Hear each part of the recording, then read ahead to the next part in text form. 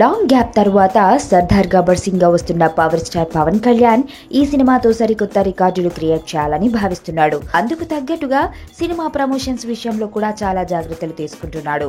గతంలో మీడియాకు దూరంగా ఉండే పవన్ ఈసారి మాత్రం ప్రముఖ ఛానల్ కు ఇంటర్వ్యూలు ఇచ్చే ఆలోచనలో ఉన్నాడు.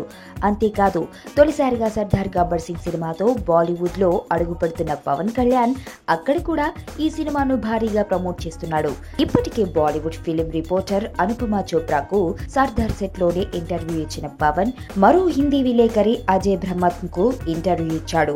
ఈ సందర్భంగా అజయ్ కి పవన్ ఓ మెమరబుల్ గిఫ్ట్ కూడా ఇచ్చాడు. ఈ విషయాన్ని తన ట్విట్టర్ లో పోస్ట్ చేసిన అజయ్ పవన్ కళ్యాణ్ కు కృతజ్ఞతలు తెలియజేశాడు. అంతేకాదు తను చేసిన ఇంటర్వ్యూ జాగరణ్ న్యూస్ లో పబ్లిష్ అయిన విషయాన్ని కూడా తన ట్విట్టర్ పేజ్ లో పోస్ట్ చేశాడు అజయ్ బ్రహ్మత్ మజ్.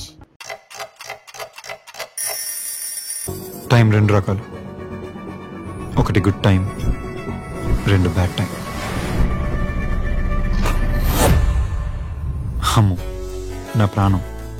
నేను 5th చదివేటప్పుడు తను 3rd క్లాస్లో జాయిన్ అయింది. తను చిన్నప్పుడు చూసినప్పుడు ఎప్పుడూ అనుకోలేదు తను పెద్ద ఇంత అందంగా తయారవుతుంది.